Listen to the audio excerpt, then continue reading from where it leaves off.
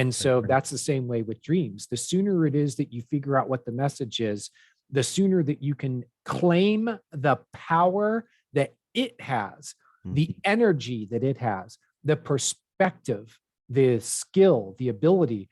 These are all parts of yourself that you're trying to incorporate in as a conscious being. Don't you want to become who that larger person that you really are? Welcome to Rebel Spirit Radio, exploring the frontiers of spirituality, consciousness, the esoteric, and humanity's sacred relationship with the living earth. I'm your host, Nick Mather, and in this episode, I'm joined by J.M DeBord, author of Dreams 123, the best-selling Dream Interpretation Dictionary, Symbols, Signs, and Meanings, and the recently published Nightmares, Your Guide to Interpreting Your Darkest Dreams. Not only do we discuss nightmares and why we have them, but also how paying attention to your dreams can lead you to your greater self and living a more authentic life. Also, please be sure to like and subscribe to this podcast on whatever platform you use to listen to or view podcasts. Your support is truly appreciated. J.M DeBord, who is known as Rad Owl, the Reddit dream expert on the popular website reddit.com, is the author of Dreams 123, Remember, Interpret, and Live Your Dreams, and the Dream Interpretation Dictionary, Symbols, Signs, and Meanings. He has appeared as a featured dream expert and dream interpreter on numerous media programs, including Coast to Coast AM, Darkness Radio, and The More Show. He has touched millions of lives with his insights and answers, gaining him international acclaim for his ability to demystify dreams and their interpretation. He joins me today to discuss his latest publication, Nightmares, Your Guide to Interpreting Your Darkest Dreams. Jason, welcome to Rebel Spirit Radio. Thank you, Nick. And thank you for that great introduction. I do realize you're reading it off of my bio, I realize, but yeah. It's kind of cool to hear those things. Like, yeah, I actually did those things. The popular Dream Interpretation Dictionary is a bestseller. So one of those things you can check off the list and say, yeah, actually I did that. And I have gained a heck of a reputation for teaching people what their dreams mean. So I'm looking forward to digging into this with you today. Yeah, I'm looking forward to it as well. I have to admit, I did read your latest book, Nightmares, and enjoyed it very much. But I've had a copy of Dreams 123 for several years. It is still, unfortunately, on my to-read pile, but I've got it, and it's there to be read still. Well, it has been around for 9 years now, and a lot of people have told me that it was a great introduction for them into to take them kind of from zero to at least getting an entry point into their dreams, because it encompasses other things like remembering dreams. And then what do you do after you understand a dream? Is there some practical way that you can put that advice to use? So that was the book that I always recommend as an introduction. So you kind of jumped into the deeper end before getting to the shallow. And I shouldn't say shallow, but the material is not as deep as the Nightmares book. If you want to talk about some deep stuff, that Nightmares book really doesn't. Yeah. And looking forward to digging into that. I've got a little bit of a background in this as well. Just based on your Nightmare book, it seems that you largely take a Jungian sort of approach. I wouldn't say exclusively, but largely Jungian. 75% Jung. Yeah. He was my introduction into the science and the art of dream interpretation, because Jung really showed us the way into the dream, picked up where Freud was valuable for what he taught us about the unconscious, but Jung taught us how to actually engage with it. The unconscious is what we are dialoguing with when we're dreaming. It's a dialogue between you as the egoic being that you are and the unconscious, which is a deeper being that you are. And so you're dialoguing with it. And dreams, the Jung taught us about that relationship. And so you did notice a lot of what I write is based on what I've learned from him. Yeah. And before we get into all of the details, I just thought I would ask you if you could speak a little bit about your interest in dreams and dream interpretation. What got you started on this path? Well, Carl Jung was a good Yeah. start. I first encountered his ideas in somebody else's writing who ended up becoming my mentor in dream interpretation. Larry Pesavento was a clinical counselor in Cincinnati, Ohio. And I started seeing him, and he taught me that there really is something to my dreams, that they're full of these messages for us, that they have significance and meaning, and that there's a way of being able to approach the dream to get into that dialogue and understand it better. So that led me to Jung, and then Jung led me into that deeper dialogue with myself. And I found that dreams were the road, kind of the royal road, as Freud says, the royal road to the unconscious is through the interpretation of dreams. And what he means is that we can have this relationship with the part of ourselves that are creating dreams. And that to me was really fascinating because it opened me up to my inner world in a way that hadn't been accessible to me to that point of my life. I was in my early 20s, and like most people that age, I was very much about the extroverted world, about, social. I was in college at the time, and everything about me was looking outward, whereas my dreams were pulling me back into here. And that's where I was able to find the deeper part of me that then led me on to a different road than I was on at the time. I mean, Nick, I was studying to be a political journalist. I studied political science and government, voting behavior, things like that, US government in particular. And I worked for my school newspaper as a reporter and then as an editor. I was really on the path in life into journalism and particularly political journalism. And my dreams led me back into finding where I originally wanted as a teenager. I wanted to be an author who presented ideas to people that helped them in their lives and in some way bettered the world. And so that's really what got me into dream interpretation. Plus, it's fascinating in itself. There's a lot of science behind it, but there's also an art to it. It's interpreting a dream is much like interpreting an image, like a painting or something, even kind of surrealist. You got to look at it and kind of get into the mind of the painter. And that to me was a really fascinating process because I found that there is a rhyme and reason to dreams and the way that they speak this language of image, of metaphor. So it's also very much engages a part of my mind that comes from the writing side of my mind, the poet, the metaphor, the sort of the professorly way of explaining ideas and imparting information. Yeah, wonderful. Yeah, and you and I have, I think, a similar background here. Not only did we come from the same area in the nation, but I also started in journalism, and it was reading Carl Jung and getting introduced to Carl Jung that really led me on the path to religious studies, actually, because I wanted to better understand all this stuff going on in my head at night. That's really cool. And a lot of people find that Jung is palatable for them in a way because he took what are essentially spiritual and religious notions and then put it into the language of psychology. So he could strip out a lot of the language that can automatically make us retreat into our belief systems, like soul. Psyche means soul, but he says the psyche. And when you dig into his writing, you find that what he's really saying is that you're having this relationship with a deeper part of yourself that's not the physical you.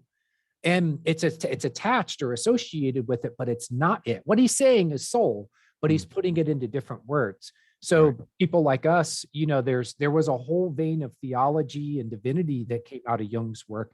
But what I found, especially as the moderator of the Jung subreddit at reddit.com, is that there are a lot of people who find that his work gives them the ability and the reason to go into territory that they might automatically block out because it's religious. Right, right, right. Yeah, and it's important because all these symbols are there and and they speak to us. And you may have answered my question, but I'm going to ask this anyway. Because in the book, you use the phrase quite frequently of the dream author. Yeah. And I wanted to ask you, who is this dream author? Is it just the self, in the Jungian sense of the great self, or the soul or something else? Who's this dream author? It's you. Mm, Carl Jung said that a dream is like a play, mm, like we could say like a movie, um, and that the entire production is being done by you. You are the writer, the director, you are all of the actors on the stage or on the screen, but you are also like you are the set director, you are the scout locator, you're the one managing the actors, you're the audience, and you're the critic. You're the mm, entire production. And it's coming to you as a co-creative process between mm, you as this person who has been dropped into a choose your own adventure. The dream creates an outline and then it evolves as you participate with the content that's being spit up by the unconscious. The unconscious is the larger author. It's the mind that you're trying to understand as you break down a dream. You go, well, what were the thinking processes that went into this? How is it that this imagery is emerging from an interaction between me and the dream content? The unconscious mind has a reason for putting this content before you. Oftentimes, it's about reprocessing memories. mm. It's taking your daily experience of life and then forming it or reprocessing it into the larger memory structure of who you are. You can talk about that in a very sort of a working of memory sort of way, neurological sort of way. Yes, we can point to this and say, this is what's going on in the brain as you're dreaming. The result is that you're incorporating what you learned from life into who who you are. But there is something larger that's going on in the background than just memory processing. And it's because this part of you, what you referred to as the Jungian self or the greater self, has an agenda for you to become basically the best person that you can be by helping you to know what the blueprint was or is inside of you for that whole and complete person. The Jungian self is the central archetype. It is the very core of your being. If you go to the heart of the psyche, the center of the center, what you find is the self archetype. And that's really what you're interacting with when you're in the dream space.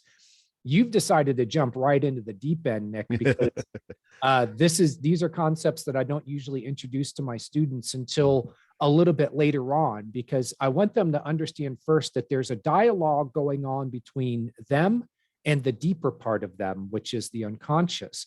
Then we can get into asking, what is the unconscious and what part of it are you interacting with when you're in a dream? Yeah. Yeah. Well, I have a tendency to just jump into the deep end, I think. So I'll go there with you.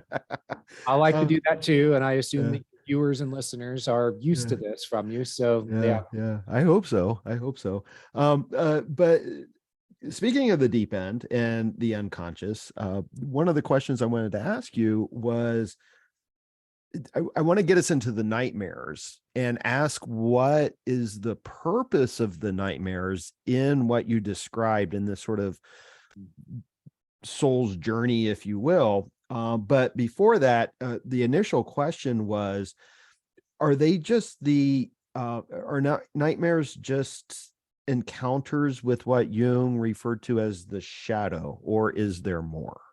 Definitely more, but that's definitely part of that.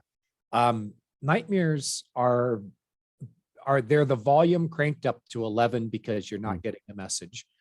What I mm, found with my personal nightmares and with ones that I've helped people with is they come in different types. And you have the sudden and shocking nightmare that comes from an event. You get some kind of news today, a loved one is ill or dying or dead, You were laid off from your job, your spouse is leaving you, your kid got in terrible trouble.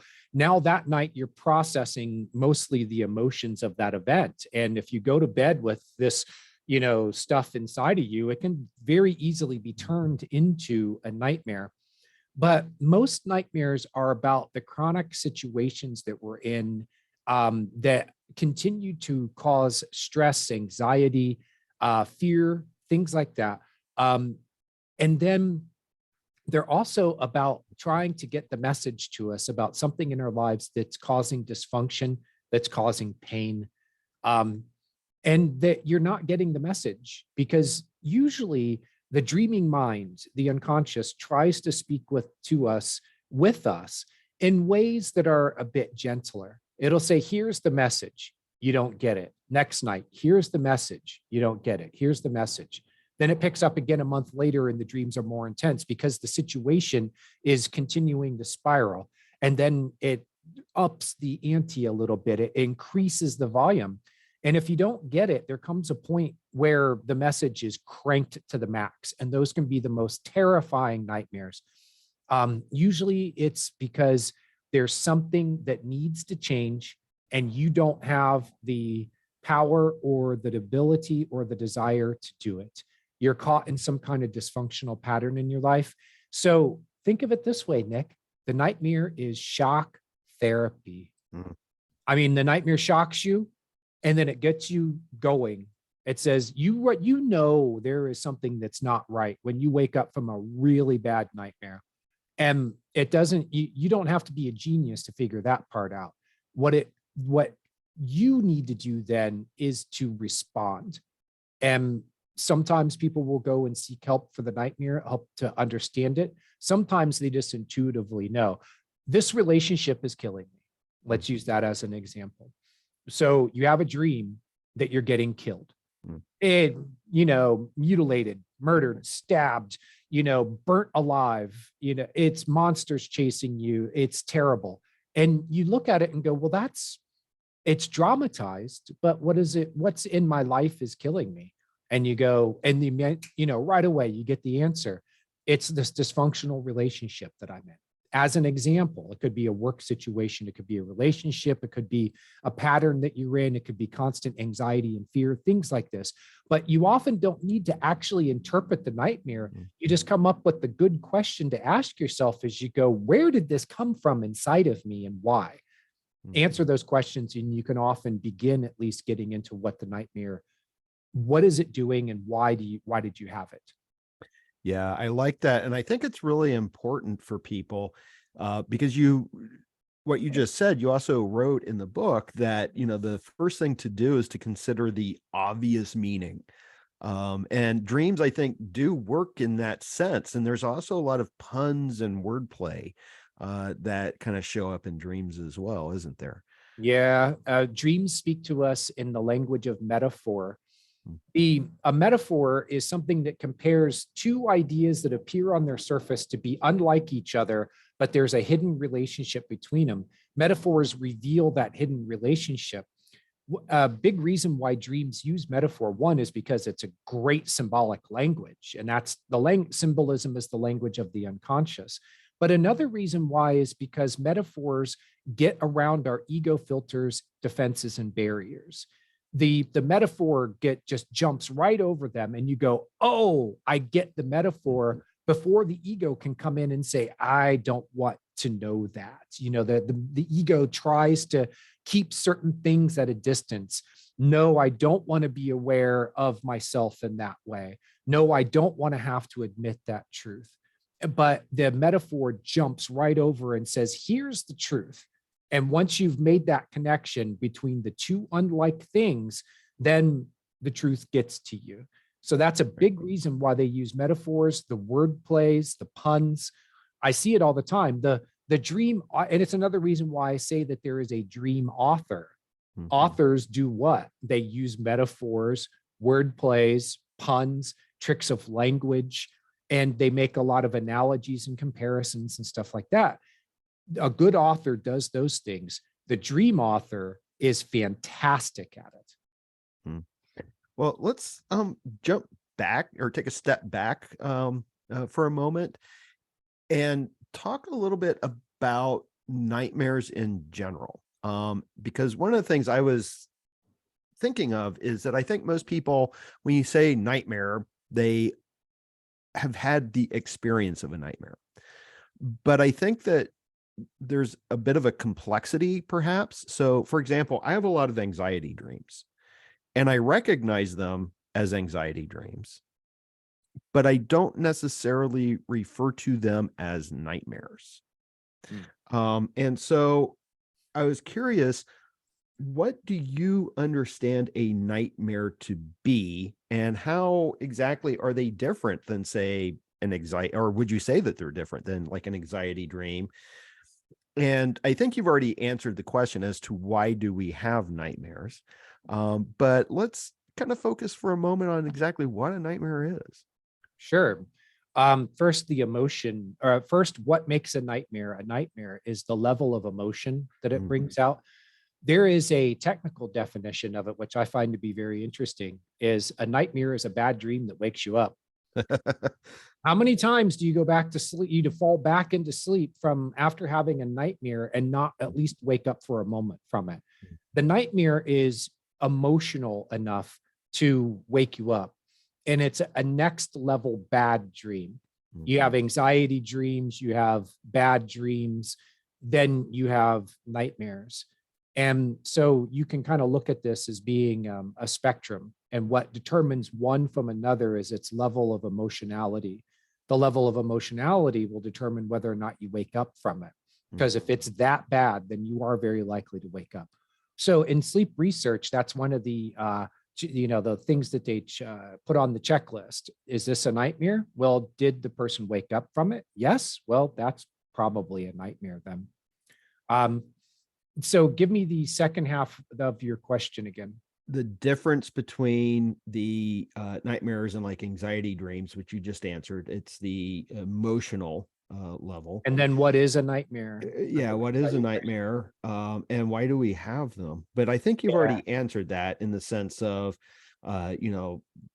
they speak to those chronic situations in our lives. Chronic and dysfunctional, painful, uncomfortable, although it's probably more than just uncomfortable if it's a nightmare. The throughout my book, I teach my readers to continually question what it is that the dreaming mind had in mind when it created the scenario that turned into the dream. It has a purpose, it has an agenda, and it has a way of getting across, of making its point and communicating. So if you're always asking this of the dreaming mind, what is it? What is its why? And of course, I get that question a lot from people who have nightmares, and they go, well, why? I feel like this is I'm being subjected, I'm being tortured. Sometimes they'll even use torture as the word. My nightmares are torturing me. Why do this to me?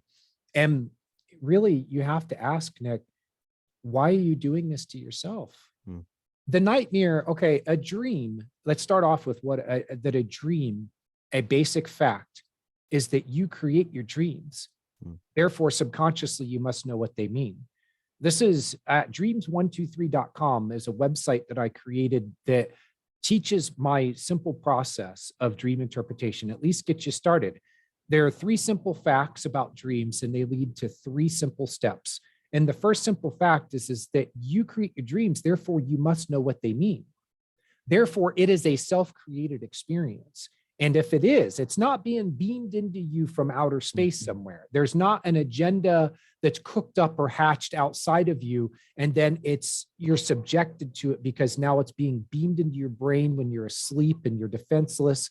And, poor you're getting nailed by all this really uncomfortable stuff that you're experiencing in your dreams. No, you're doing this to yourself. That ownership and responsibility is the number one thing that we do to get people into the treatment of nightmares. Because if they won't take responsibility for it, then you can go no further. You can understand the content of them. You can go through the techniques and steps of dream interpretation, but it's not going to do you much good until you take ownership of the dream. So that simple fact that you know what your dreams mean, you know what your nightmares mean, that you create them, it's a self-created experience. Therefore, let's get past that and start asking why you created that experience for yourself.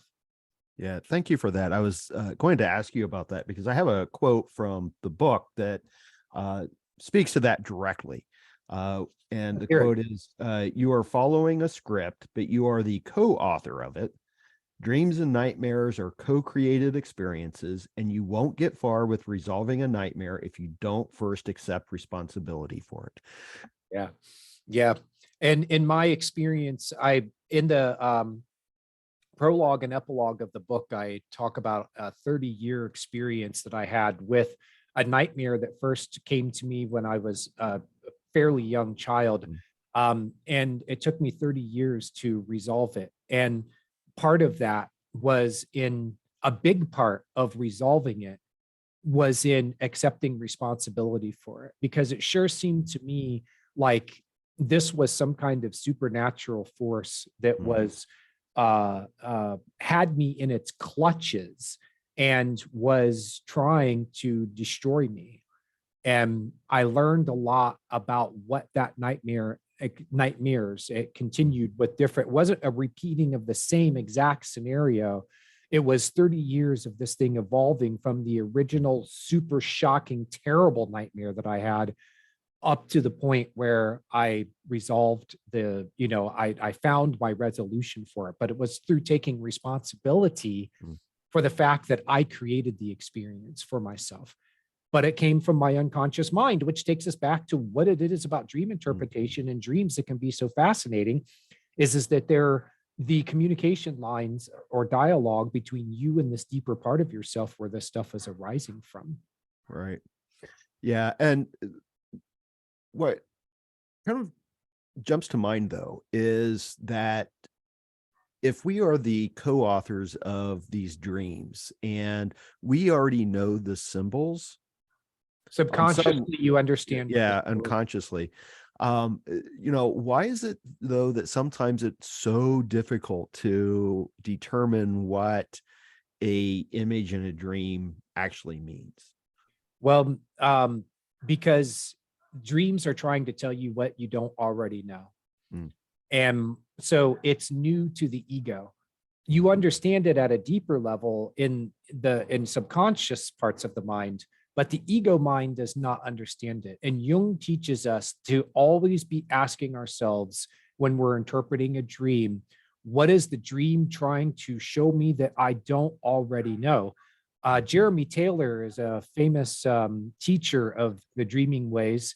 And he also taught the same basic idea when you're interpreting a dream. It's not there to tell you what you already know. It's there to tell you what you don't know. So you're trying to find this out.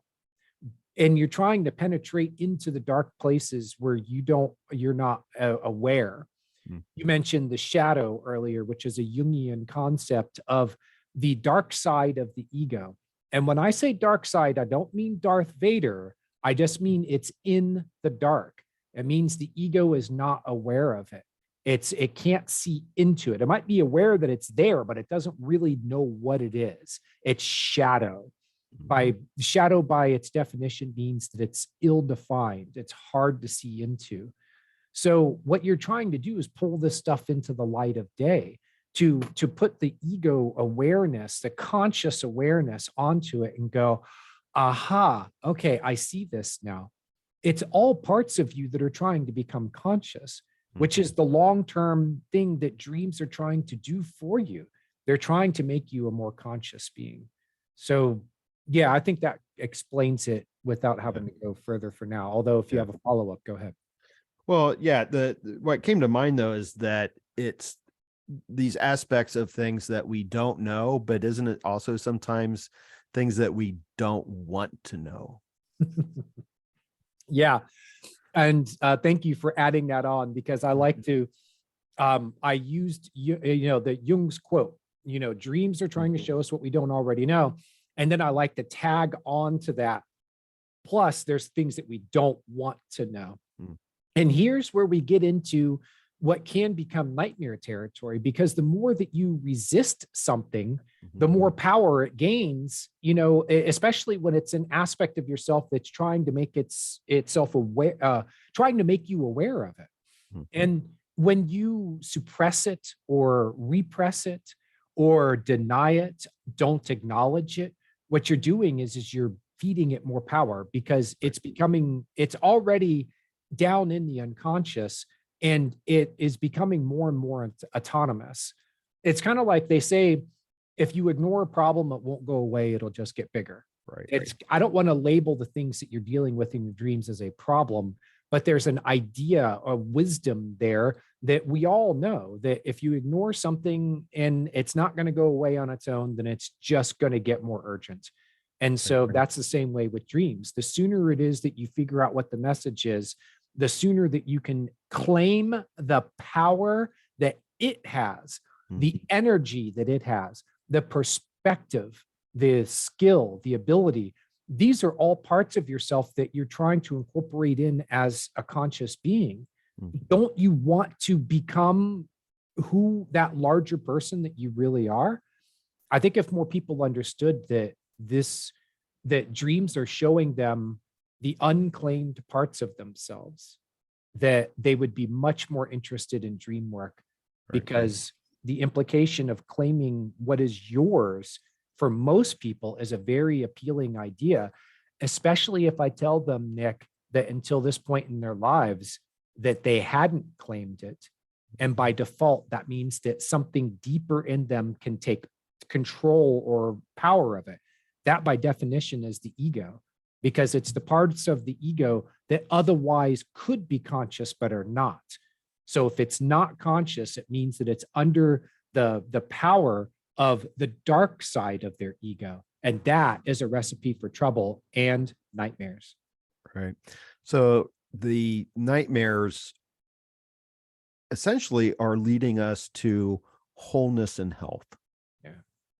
Yeah. Wholeness, health, personal completeness. It's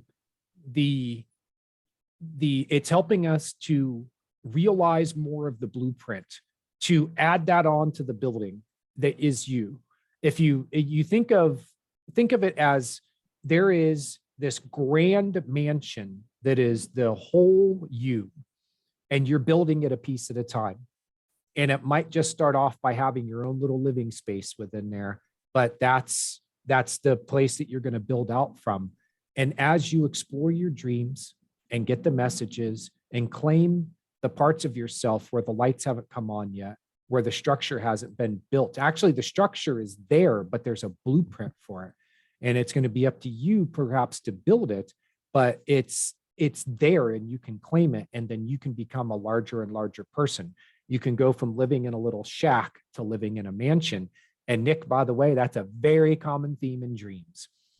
Exploring a mansion or a house where you're turning on the lights and finding rooms that you didn't know about before. Well, the house is the thing that you build for yourself. It's the life you build. It's the person that you build physically, mentally, spiritually, socially, financially, whatever it is, that house, it's you, and it's the life you are building or constructing for yourself. Right. And in terms of nightmare imagery, basements, I think, often represent the area of the unconscious, don't they? They can, yeah. And it's also frequently in nightmares, the basement is the place where you don't want to go. Right. It's in the basement because it's been pushed out of sight. It's in the basement because it's buried in the past. You know, you had some kind of traumatic event in your life and you managed to just kind of go on from it. But down in the basement are those memories. They are subconscious, sub-basement, subconscious. The ideas relate to each other. I can give a quick example. There was a guy who had this dream that he was back in his childhood home with his sister, and he looks out the window and there's these black clouds that are forming. And he's like, yep, there's going to be a tornado. And then the radio comes on and says, run for cover. The tornado is coming. He looks out the window and here comes the black funnel cloud, just monstrous and eating up the landscape, coming right for them. He runs down into the basement and something very mysterious happens. He looks over, he sees that his sister is already there, and she looks at him in hysterics and says, "We should have seen it coming." Now, you might think, well, is it referring to the tornado? We should have seen it coming. And you go, well, maybe, but is there a deeper message here? Let's go back to the time of life when you lived in that home. Was there some event that happened that could be explained, or as a metaphor, it could be compared to this tornado that just blew through your home? And he saw the answer right away. When I phrased it that way, he goes, yeah, my parents got divorced. It wrecked our lives. And I just sort of went on with my life and didn't really, handle it at the time. I didn't deal with it. I was a teenager, like a young teen. I think he said he was about 13 years old. And he just moved on with this life. And so we looked at that and we went, oh, so maybe the thing you should have seen coming, you and your sister, the statement comes from her in the dream. So there's some relationship. The dream is pointing to her for a reason. And it's because the signs were there. The relationship with the parents was getting bad, but the kids, in the house, they didn't see it coming. And so when the divorce hit, it just wrecked their lives. So I believe that's in the book because I use that a lot. Yeah, it is. And there is a entry for tornadoes, storms, dreams of that type. And I explain the overall, I give the picture of what is a dream of this type? What is it? How is it being used? What is it really trying to say? And what are the common meanings of this type of dream? Then I get into specifics like, well, if it's a tornado, it might be talking about something that's kind of whirly and chaotic. Whereas if it hits suddenly, but if it's a hurricane, the dream chooses a hurricane as the symbol. There's a reason or reasons for it. And it's often because a hurricane is something that builds slowly, has this ominous sort of feel to it. And then when it hits, it's destructive like a tornado. But why did the dream choose, a hurricane over a tornado or vice versa? So that does come right from the book. And if you want to know more about that dream, then please read the book. Okay. Yeah. So speaking of the book, what are some of the most common images that you came across that people experience in nightmares? Is there like a top 3, top 5 that people seem to experience? We could go, violence in many different forms, but often it's either some kind of violence committed against them. They're getting shot, they're being pursued by something. They could be eaten alive, they get stabbed. And I go through that, like, what does it mean to be stabbed as opposed to be shot? There's a symbolic, the dream is expressing an idea through the use of symbolism. Symbolism is the use of symbols to express ideas. You run the symbols together and it expresses a larger idea. You put a symbol in a context, it expresses a larger idea.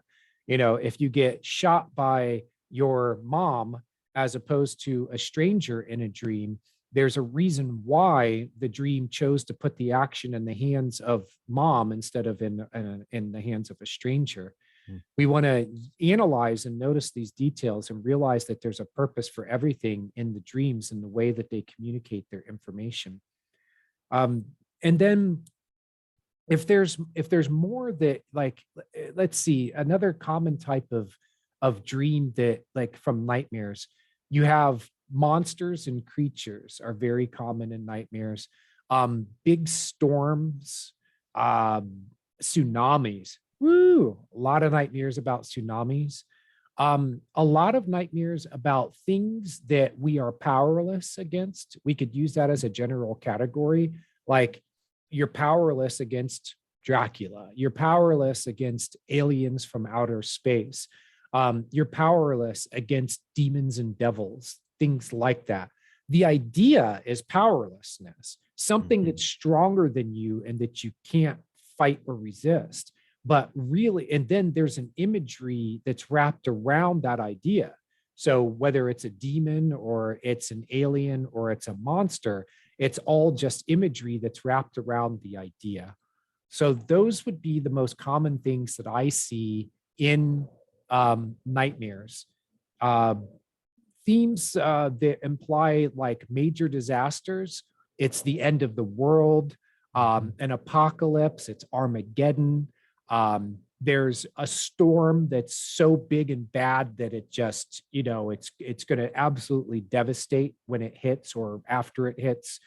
And then all those things are talked about in the book, because when I was given this by the publisher, and he said, I want you to write about how to interpret nightmares. I was like, well, I could write, I could write a lot about this subject, but I need to do it in a way so that people can get to the information that they are looking for. They can read the book beginning to end, and they're going to walk away at expert level with nightmares. There's so much information that's in there. But if you wake up from a nightmare and you're like, well, I had this terrible dream where, there was the devil was in the dream. It was the devil. And I go, well, I want you to be able to get to that information that I can write specifically about the devil. So there is an entry in the book under supernatural bad guys. I forget exactly how I phrased it, but it's one of the three major sections. And then you can look at that section and go, oh, he writes about the devil here. And then you can go to that and read it. And it's like a dictionary entry, but it's like an entire essay. I can, with some subjects, I can go on for pages to really explain the nuances. This is what the devil in a dream means. This is what it can mean. This is how you interpret it. These are the little pieces of information that you're going to be able to put together so that you can read that in 5 or 10 or 15 minutes and then sit down and look at your dream and start immediately gaining insights, your nightmare, and immediately start gaining insights into it. Yeah. And I think that is something I appreciated about your book. I'm not, no offense, I know you wrote a dream dictionary, and I am not familiar with what you wrote or how you wrote it. But often I feel that, like, if you look at an image that you have a dream of, these dream dictionaries, sometimes they may not apply because there is that subjective aspect to dreams. Yeah.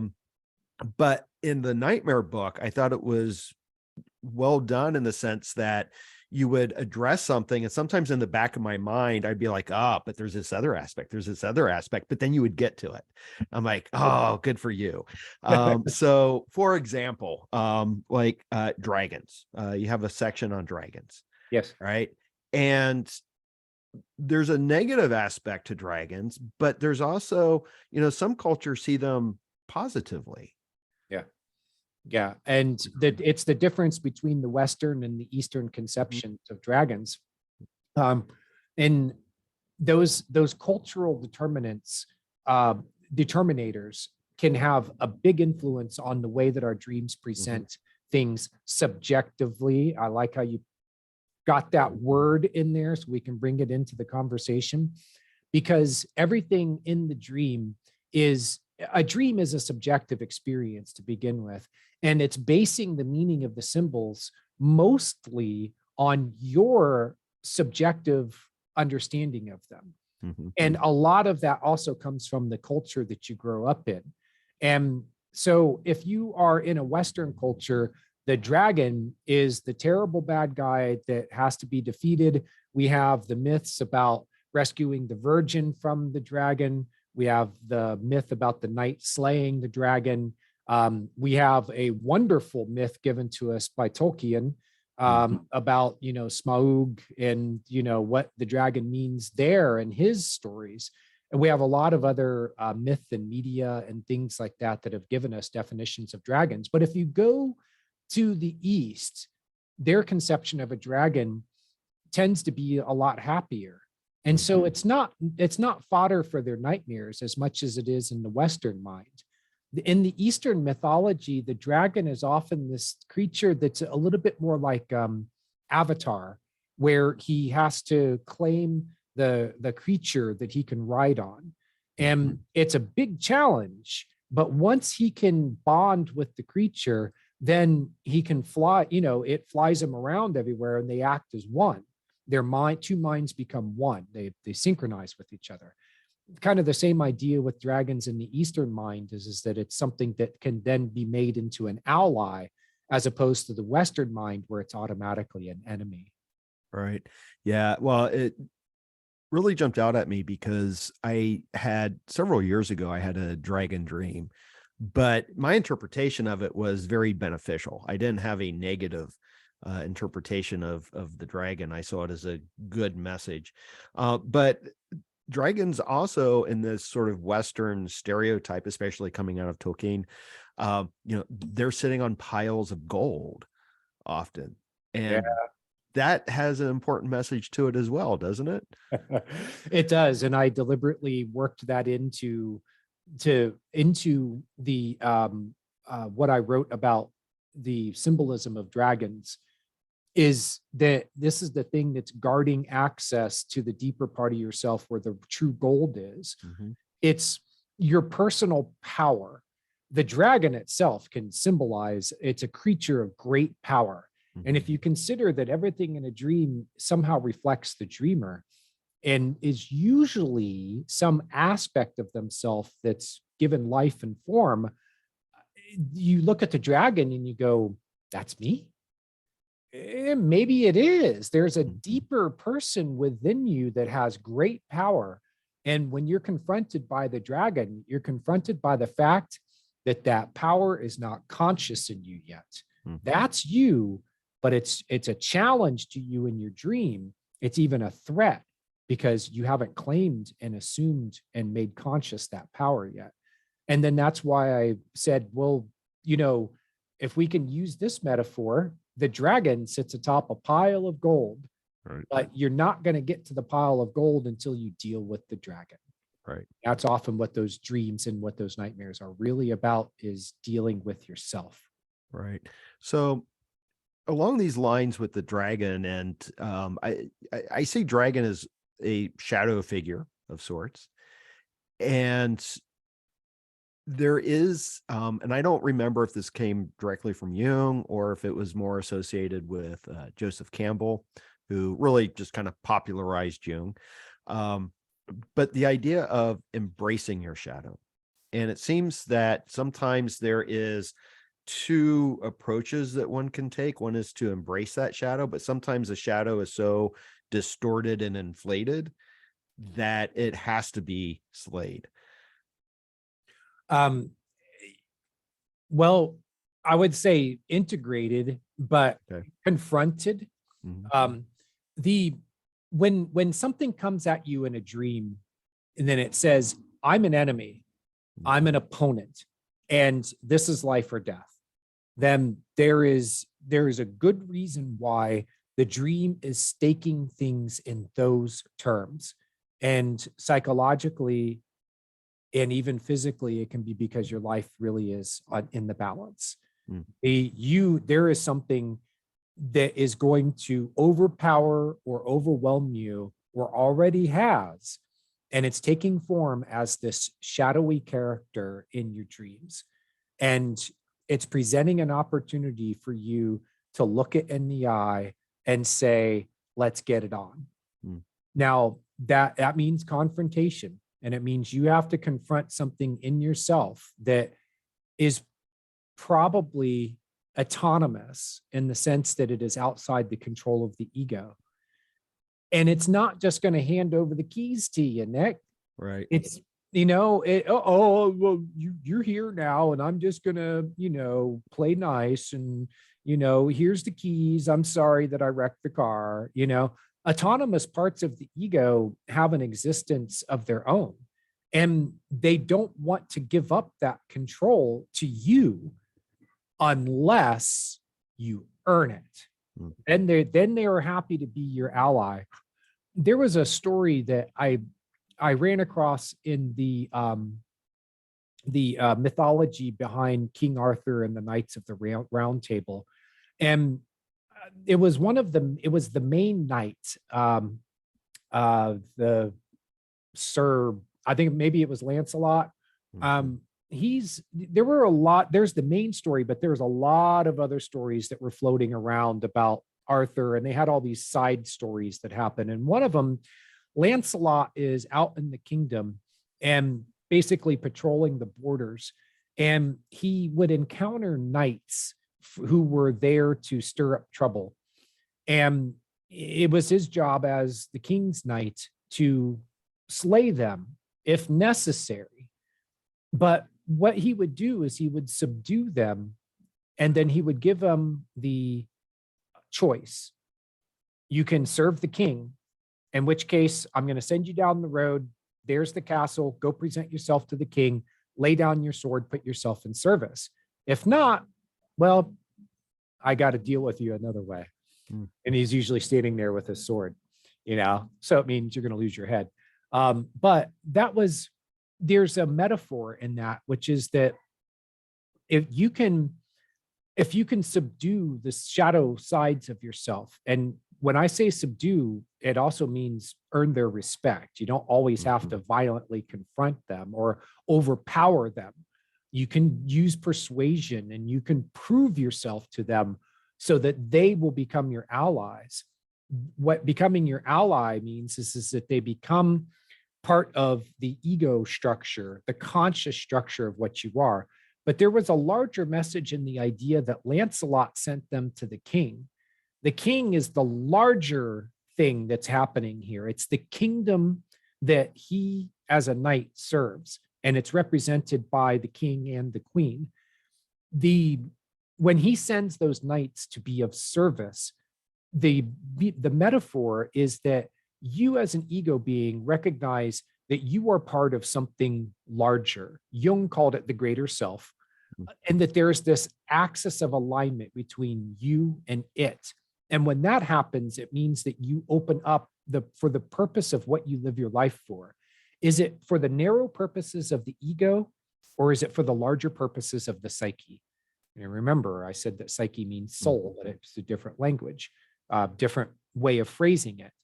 So when you confront the shadow, what you really want to do is you're trying to convince it to become an integrated part of this larger whole, but it won't do it if it thinks that you are just a runaway knight who, yeah, you can overpower it because you've got such strength of will, but it's not going to like it, and it's not going to serve the ego.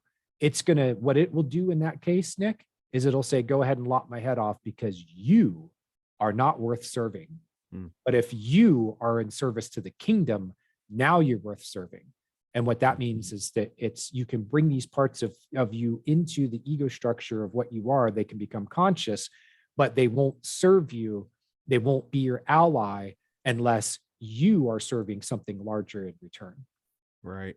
And I think this is what you also wrote in the book, that in some cultures, like nightmares are considered a calling to greatness. And it seems like this is what you just said as an example of that. Is that correct? Yeah. The greater being that you can be, the greater things that you can do with your life. There is a very unusual idea that came out of my study of nightmares, but more so from my personal experience of them, is that in some cultures, when you have a nightmare and you talk, you get up the next day and you say, oh, I had a nightmare. And they would say, and you lived through it. Well, that's showing that you have this heroic quality to you, that there is something in you that nightmare is trying to lead you to. There's a greatness to you. And it's similar to the way that we use adversity and danger and trial as a way that we produce our heroes. I use the example that special forces soldiers endure initiations. You get 20 of these people and put them together, and they go through a week of hell, and one out of those 20 makes it in the end into special forces. Saints and shamans, they experience terrible ordeals, sometimes of mind, body, and spirit. They often have close to death experiences. The ones who don't have what it takes will die. That happens in boot camp too.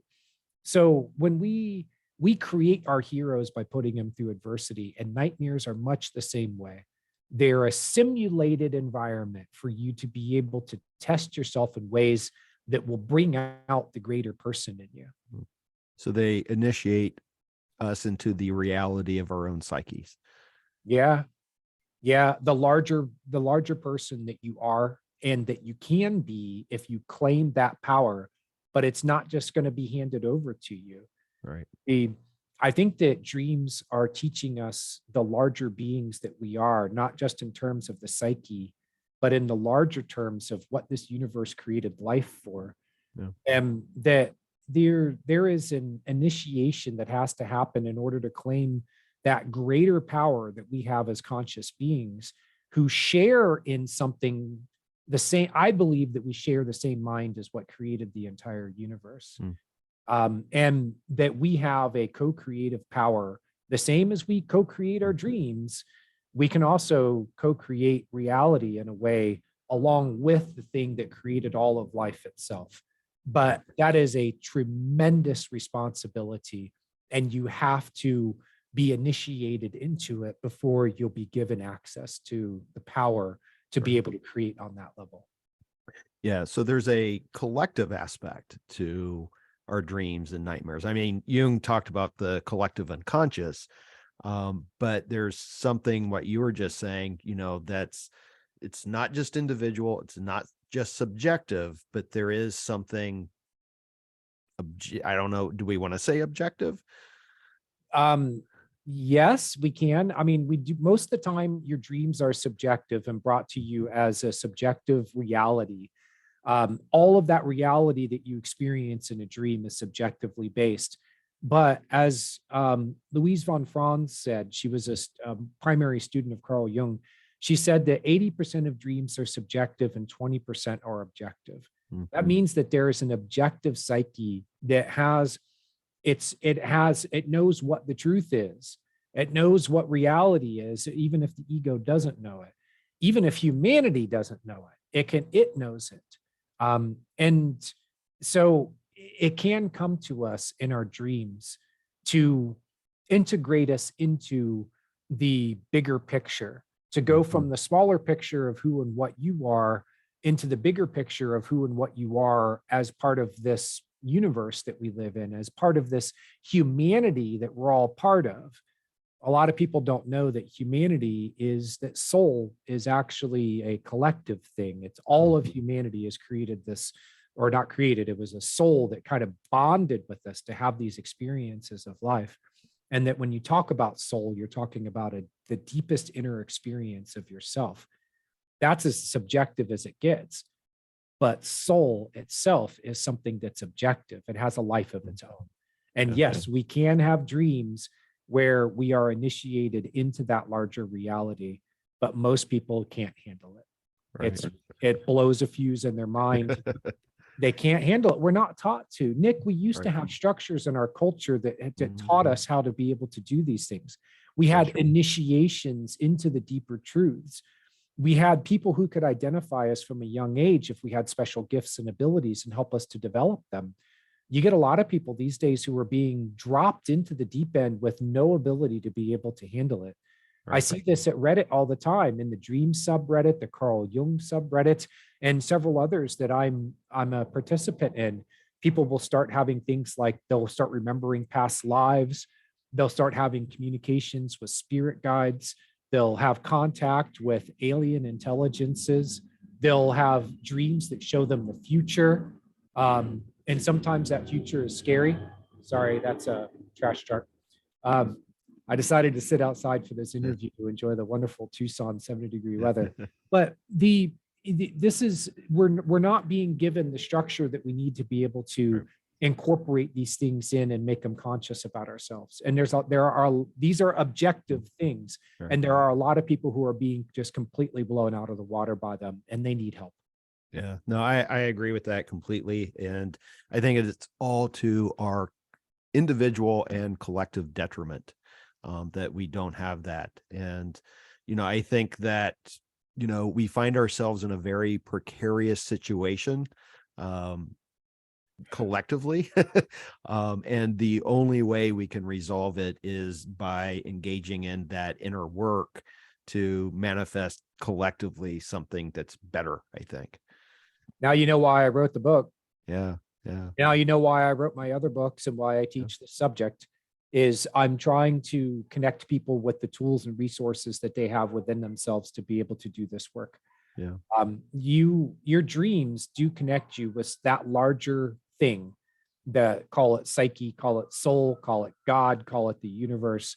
It is your connection into it. And there's nothing it doesn't already know. And it can speak to you in ways that give you answers that are your own. But I do recognize, and this is one reason why I work a lot at Reddit, with a younger crowd, because these are the people who do not have the resources, who do not have the knowledge, do not know where to find it, and they need it because they don't remember the world as it was before it went nuts. And I mean, it was already headed in that direction. I was a baby. I was a child of the 70s and 80s.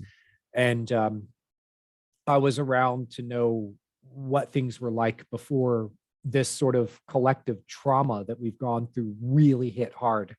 And that the technology to be able to entrap our minds in a video reality created by the masters of the universe out there somewhere who are controlling all this technology, so I am able to separate myself from it and see it for what it is. But if you grew up within the matrix, you'll never know that you're in the matrix.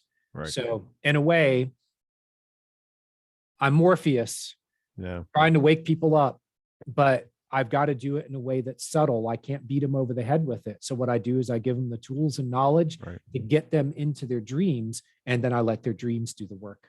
Right. Right. No, I appreciate that. We're about the same age, so I remember what it used to be like. And I think at this point, the approach is we just have to recognize and embrace that we are now in the position of elders in our culture. We're the mentors. Yeah. My mentor, Larry Pesavento, is now an elder. He's in his 70s and he's transitioning into that role. And when I first started working with him, he told him the day would come when I would be the mentor, because that's what he was to me 25 years ago, 30 years ago, when we first started working together. And I found that was exactly true, that I've grown into this role of mentor, and one of these days I'll be an elder. And I'm okay with that. I mean, I can see in the reflection, I can see all the gray. I haven't shaved in a while. I usually bust this down a little bit because I start looking like Santa Claus. And this is kind of scary to the teenager 20 something that I once was, who looked at people who were gray and was like, dude, you're old, but I'm much better with that transition because I've found the inner life that I can connect with and rely on, so that as I do get older and play different roles, I can give up the other roles more easily. I can give up, some of the childish ways, and I can give up those less mature ways and assume this role. So for anyone who doesn't know, dreams.reddit.com, it's referred to as r/dreams, but dreams.reddit.com takes you directly there. That is the subreddit. It's the largest, most popular place online to share dreams by far in the world, in all the online universe. It is the largest that I know of. I'll just say it's mostly in English. I've been there since 2009, and I've been leading that community for almost a decade now. And it's mostly younger people, but it runs the gamut. We have 200,000 subscribers, somewhere in that ballpark. If you're looking for a place to go where you can start your journey, then I suggest that you go there. If you want to share your dreams, and then also where we more than welcome people who are already knowledgeable, because it's a place where you can connect with your knowledge with the people who need it. Yeah. Wonderful. Yeah. I know that we are out of time. And the last question I wanted to ask was, what's next for you, and then where is the best place for people to go to find out more about you and your work. We've got that was dreams.reddit.com. Is there another website? Keep up with me at jmdebord.com. So jmdebord.com. That personal website's where I put up a lot of the information related to what's coming. I have something really big coming, Nick. For years now, I've been writing 2 books that are college course book length. And one of them is my complete system of dream interpretation. And the other one is a course book for dream workers. People who want to do what I do, I can teach them how to do it. There's a lot of training and education that's involved. But if you go to dreams123.com, you'll see that the start of it is really easy. So I have those coming. And at dreamschool.net, I've been creating, right now it's just recorded video, but eventually there are going to be live classes and seminars where I'm going to teach people what I know and have an opportunity to interact with them live. So that's coming, and it's been brewing for a while. And I had a dream the other night that said, clear out your business because there's something really big coming your way. And it might be that, it might be a complete change in my life in a way that, but I started on my to-do list. There were all these dangling things that said, I need to do this. So I've been knocking them out ever since I had that dream, because it seemed to be pretty clear that it's clear out the old so that the new can come in. So it's big and it's coming. I hope you'll be part of it. You seem to know a lot about the subject, and I can tell that there's a deep interest from you, and particularly in the Jungian side of it. But my friends have a tendency to come to me sometimes with their dreams.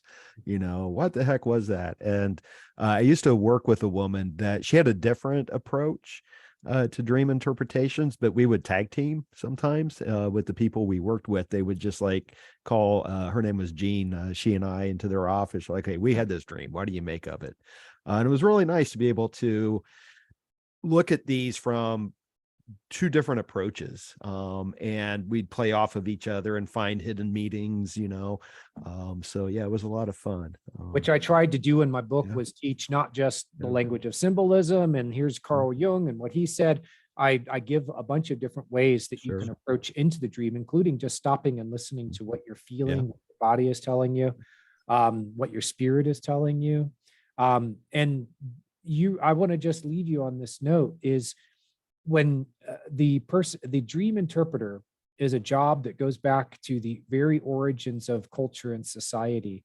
Dream interpreters were one of the first specialized jobs that anyone had. So it goes back many thousands of years, and they are considered to be the special ambassadors between heaven and earth. They, in many cultures, dream interpreters were above their kings and queens in importance and esteem. And the reason why is because they are the ones who lead people. They take them down the road that's been created by their dream, but they need someone to hold their hand to be able to cross over the bridge. So consider that, anybody out there, as you think about, hey, should I buy this guy's book? Well, yeah, buy the guy's book, but there's a larger reason for it. And it could be because it'll train you to be one of those ambassadors that help other people with their dreams, particularly the most important ones to understand, which are the ones that are being really shouted at us, which are our nightmares. Right. For sure. Well, Jason, thank you so much for your time and for sharing your wisdom. And I'll put a link or links for some of these websites and the book, Nightmares, in the show notes and the video descriptions. Great. I thank you for having me on your show. Thank you for reading the book so that you could ask insightful questions. And that's very much appreciated. It really helps me as an interviewee to know that the host is very familiar with my work and my material to the extent that they can ask good questions. You ask great ones. Well, thank you. I appreciate that. Yeah, I always make it a point to read the books of my guests.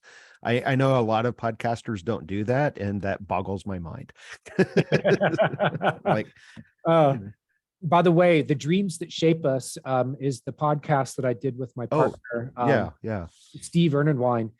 He creates music. Sorry, there's a fly. Okay. The Dreams That Shape Us. And we're now in season 2. We probably have about 25 or 30 episodes out.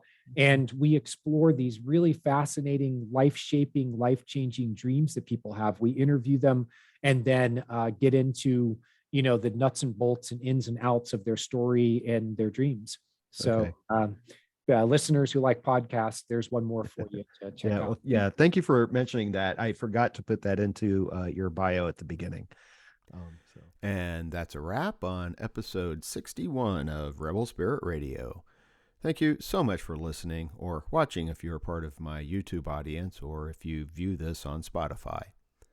Now, before anything else, I'd like to give a special shout out to David Wood for being the first person to make a donation to Rebel Spirit Radio. David, your gift was so very much appreciated, and as promised, you have my undying gratitude. For anyone else who would like to contribute to this podcast, I have officially launched a Patreon. There are currently 4 levels of membership: Seeker, Sage, Adept, and Guru. Some of the perks available include early access to videos, shout-outs to members, a members-only Facebook page, access to the Rebel Spirit Radio Discourse server, a monthly book club, and the opportunity to join me and some special guests for a monthly cocktail apocalypse, happy hour at the end of the world. You can find the link for the Patreon in the show notes or video description. And of course, if you'd still like to make a one-time donation, you can still do so via PayPal. I'd also like to remind everyone about the first Rebel Spirit Radio live stream, which is scheduled for Sunday, December 4th at 2 p.m. Pacific Time. Dr. Sharon Kogan will be returning to talk more about dreams, and she will also interpret dreams for some of the live stream audience. Be sure to follow Rebel Spirit Radio on Facebook and or sign up for the newsletter at rebelspiritradio.com for more information on the live stream with Sharon, as well as all future live events. If you enjoyed this podcast, please make sure to give it a positive rating on whatever platform you use to listen to podcasts. It only takes a second, and your 5-star ratings really do help, especially if you listen on Apple. If you have a moment to spare, please consider posting a short but positive review. And please subscribe. For those viewing on YouTube, please give this video a thumbs up and subscribe to the channel. Make sure you hit that notification bell so you will be informed when I upload new content. I'm Nick Mather, and you've been listening to Rebel Spirit Radio. Until next time, may you be in peace, may you flourish in all possible ways, and may you continue to nurture your rebel spirit.